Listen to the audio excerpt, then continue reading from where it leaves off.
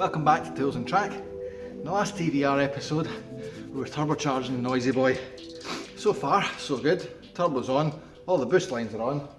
So in this episode, as we approach the height of winter, it's time to warm things up in the unit and time to make Noisy Boy make some noise. Now, I do remember that the last time we spoke about why all this was happening, there was an overheat issue. That's still probably going to be an issue. It might not be. I found plenty of instances actually when we were stripping things down that could have caused a slight coolant leak.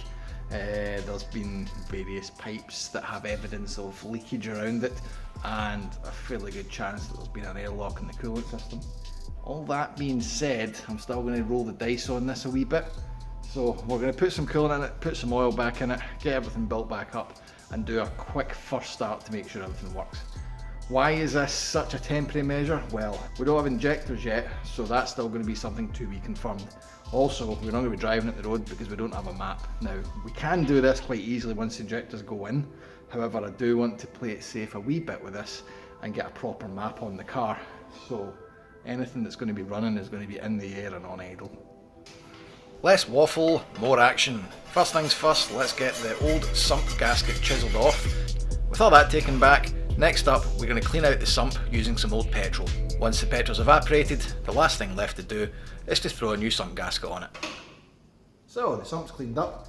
I'm going to chuck that on the car in just a moment. Once that's back on, we can put the oil feed back in place because that actually is obstructing the sump. After that, we'll chuck the exhaust back on simply because I want it done. It's a pain in the arse and I might as well do it once and be done with it. One thing I have realised, even though we don't have injectors, I'm still going to have to pull off the manifold, and that's just because of issues on access at the back. Now we've got some bush referencing to deal with, and the best place to take that from is the idle control valve, and that is buried right back at the back of the manifold.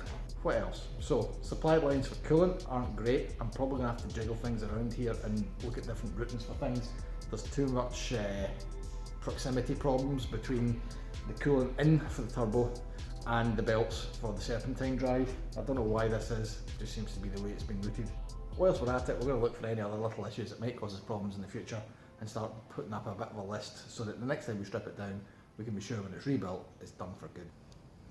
I do wonder why silicone sealer smells so much like salt and vinegar. What if like salt and vinegar is a key component in silicone sealer? It's pure honking, bro. I really hope this stuff doesn't need like a minimum temperature to set. At this moment in time we ain't hitting it. But it's cold, man. Damn cold. Let's leave this in place for 10 minutes. So the silicone is going to be tacky but not set. And we're just going to drive it on and take up the slack when we fit it on to the block. The other added benefit of putting silicone on to begin with is that it helps the gasket stay in place when we try to put the sump onto the block, which, believe me, can be a fun challenge.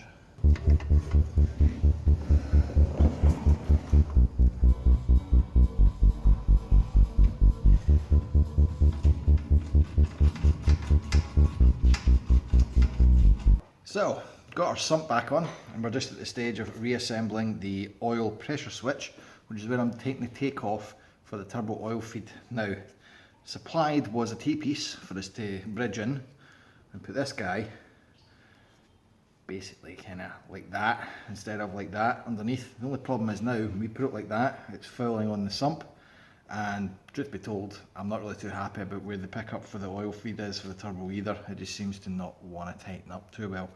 So our options are look for one of these that isn't quite as big. I don't think such a thing exists, and we're going to go through a whole world of hell looking for whatever that tapered thread is. Probably UNCF, horrible old imperial stuff. So plan B, I'm going to go to a local hydraulic hose supplier and I'm going to get a 1 foot extension male to female, and I'm going to mount the whole assembly for this somewhere else underneath the engine bay. Should work okay because at the end of the day it doesn't need to be level, it just needs to provide oil pressure, and it will save this, which has always worried me about getting clattered, from sitting facing directly under the car and getting corroded like it has just now.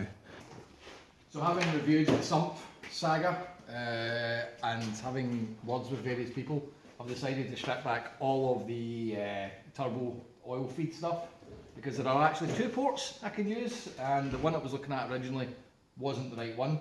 However, the one that I'm supposed to use, which is the oil pressure light, not the oil pressure sender, is also the wrong thread as well. So we've got all this stuff off. We're going to have to go and skip to the end and try and work out some way of getting threads to match and use various adapters. So for the moment, that's not part of the equation. What we have done though is stripped off all the alternator, and we're going to start cleaning things up and try and make some space and work out where all the water stuff's meant to go. So No, you haven't. no, I am nae. By the way, this guy's here. Why are you here? I've been thrown out my house and I've got nowhere to stay and I've got nowhere for my tools. So this is the kind of guys that we are. You've been thrown out your house, so you've moved out all your possessions, which are car things. Exhausts, Audi interiors. Yeah. I'm going to put an exhaust on. Have you? What for? Well, like the turbo's on, we know that's not going to move, and there's still a downpipe that needs to go from like the exit of the turbo onto the original exhaust, and that like cross member that I'm doing the notching on might still need further notching because of that. Okay. So I might as well throw it on. Get in about it like a dug eating beetroot. Man, do you know how many times I've taken that exhaust on and off? And I was here the last time and it was the worst experience of my life with that bracket. aye, and that was. And on another note, what is that thing in the middle all about? That's the centre box. Can that depart immediately? Like I keep looking at that exhaust and going, I will put the exhaust on, and then I look at all the other things I've not done here and thought I should really do that instead. And what's actually going to happen is I'll do none of this because I've not got the motivation. Jesus, wet! I'll tell you what, this exhaust hasn't. Speed the tester thing going well. That's not going that way, is it?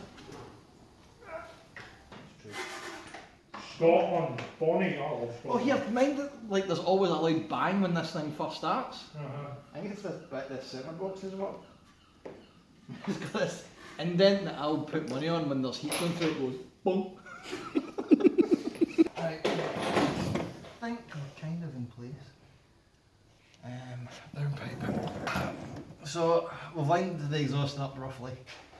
I'll let you chuck in the most podunk, horrible example of downpipe.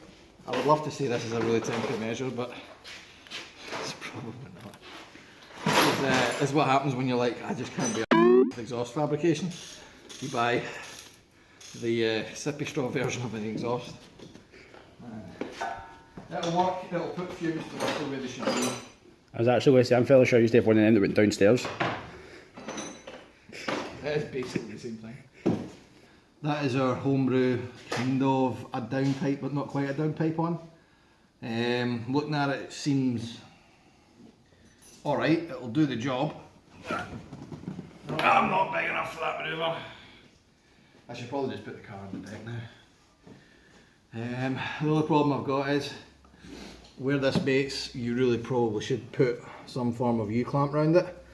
But if I put a U-clamp there, that's going to foul quite comprehensively on where that thing needs to go. So when I had the moment of clarity as to whether or not we were going to need clearance for the exhaust as well.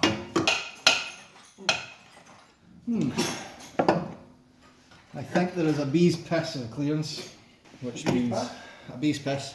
It's somewhere between an at's hair and a ball. However, if I want to ever get bolts through it, yeah, we're going to notch that.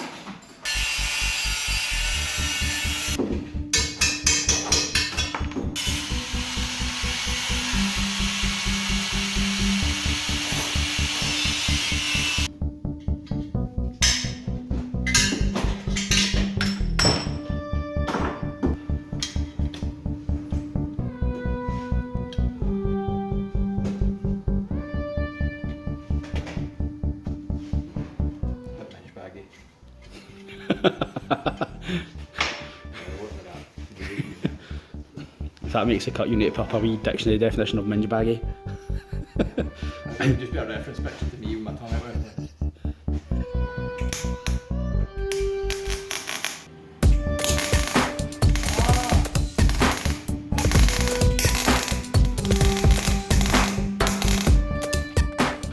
It's not all TVRs and turbos on Tools and Track. Every now and again we get a chance to make some musical instruments, such as this.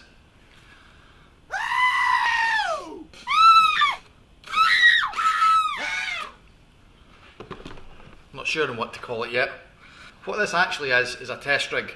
I've welded on a new takeoff for the turbo intake for the water. This allows me to fill it up to these levels here and make sure no water comes out the bottom. And the good news is it doesn't. So, time to put it back on the car. We've just stuck some antifreeze in it. It's full of oil. I've gave it a crank without starting. I've pulled off the oil return from the turbo and it's soaked. So, pretty good indication we're getting oil through the turbo. Belts are back on. Everything's on. I'm kind of out of excuses now. And I'm not gonna lie, I've got the fear. This has been a pretty substantial project, and I'm just at that stage now where I'm like, oh, what if I turn the key and like pistons jump out, or what if I turn the key and the turbo just like catapults itself into like somewhere in Middle England. But until I do it, I'm not gonna know. So it's time to do it.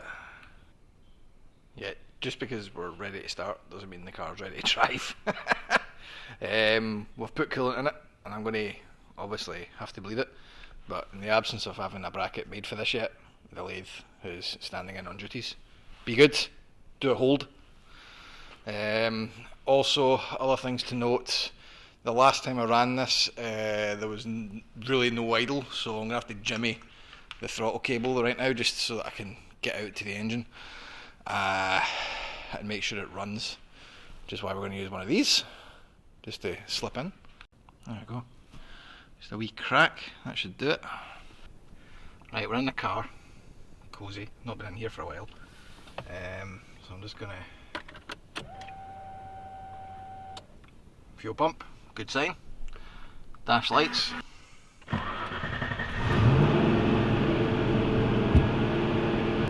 Sounds alright, man. Obviously the idle's really high because, you know, I've jimmied it and we're trying to get some running on it. Let's go and have a look.